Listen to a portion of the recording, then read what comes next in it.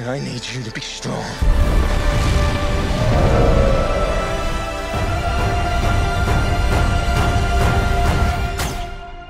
Strongheart.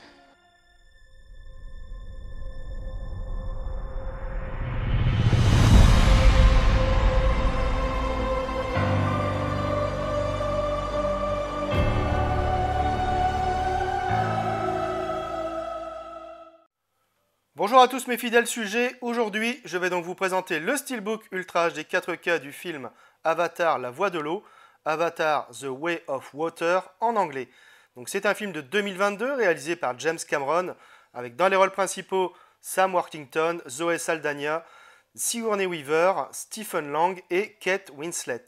Donc c'est édité par Disney. Le Steelbook est de finition zéro finish. Alors sur ce recto, on retrouve principalement donc Jax Sully chevauchant un skimwing au-dessus de l'eau. Et en fond, on a aussi Neytiri également. Ouais, il est plutôt sympa ce visuel. Sur le verso, on a voilà, au loin les enfants dans les airs également.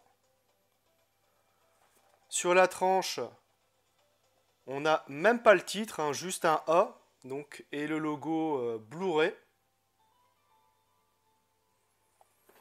À l'intérieur, on retrouve donc le Blu-ray 4K, le Blu-ray et le Blu-ray de bonus.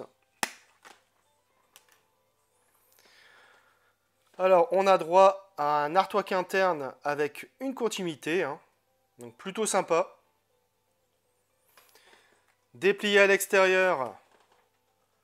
Donc on a une continuité, mais elle est un peu foirée, je trouve. Surtout vers le bas. Voilà, globalement, c'est un steelbook basique, presque décevant. Une finition glossy aurait été bien plus appropriée, hein, pour un tel film. Et franchement, l'absence de titre, hein, du film, que ce soit sur le recto ou la tranche, c'est un choix plus que discutable, hein, pour ma part. J'ai revu le film et côté image, c'est quasi un top démo. Le film bénéficie d'un master 4K avec un étalonnage des couleurs en HDR10. Le niveau de définition et de détail est splendide, il est vrai.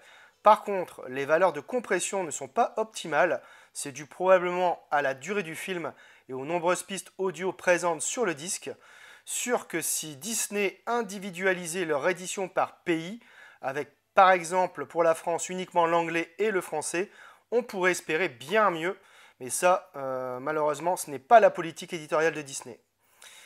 Donc c'est un disque pour tout le monde et basta. L'HDR10 apporte un étalonnage des couleurs des plus éblouissants. Les teintes s'avèrent vives et rayonnantes. C'est incroyablement beau et lumineux. Les noirs sont abyssaux et ne souffrent d'aucun défaut. Cependant, on sent que la dynamique des couleurs n'est pas poussée techniquement à sa pleine mesure. Et oui, le film avait été présenté en Dolby Vision en salle, et nul doute que ce Blu-ray 4K, s'il en avait bénéficié, aurait été bien plus impressionnant encore qu'il ne l'est. Bref, un Blu-ray 4K d'excellente facture, à n'en pas douter, mais qui n'atteint pas la perfection absolue attendue, hein, pour un tel film. Au niveau des pistes sonores, on a du Dolby Atmos pour la VO et du Dolby Digital Plus 7.1 pour la VF. Côté bonus, on en a un paquet, hein, dont plusieurs documentaires.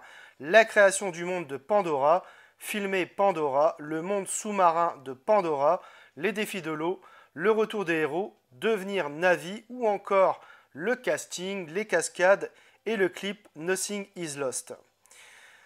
Alors de quoi parle le film? Se déroulant plus d'une décennie après les événements relatés dans le premier film, ce second volet raconte l'histoire des membres de la famille Sully, Jack, Neytiri et leurs enfants, les épreuves auxquelles ils sont confrontés, les chemins qu'ils doivent emprunter pour se protéger les uns les autres, les batailles qu'ils doivent mener pour rester en vie et les tragédies qu'ils endurent. Alors j'ai découvert le film au cinéma. J'avais trouvé le premier volet bien sympa, sans avoir été aussi ébloui que certains, hein. Et si je dois être honnête, ce second volet est meilleur globalement. Je ne m'étendrai pas, hein, sur l'aspect visuel et technique. Là, on touche au sublime, hein, c'est fabuleux. Mais niveau histoire, je l'ai trouvée plus intéressante, sans doute parce que ça aborde le côté familial. Et puis, on est toujours dans des thématiques de protection de l'environnement, la sauvegarde de l'écologie et également la lutte des classes. Ce qui en fait un film assez profond avec des valeurs. Le problème principal du film est sa longueur. Au milieu, il aurait pu être amputé de 30 à 45 minutes, hein, selon moi. Après, je n'ai pas grand-chose à reprocher au film, qui reste un superbe divertissement et qui plaira aux petits comme aux grands. Bref, ce fut un des films marquants, hein, de l'année 2022, assurément, et une expérience unique en son genre, mais loin d'être le meilleur film que j'ai vu l'an dernier. Voilà, c'est tout pour cette vidéo, j'espère que vous l'aurez apprécié. Abonnez-vous, likez, partagez. On se retrouve très bientôt pour une nouvelle vidéo.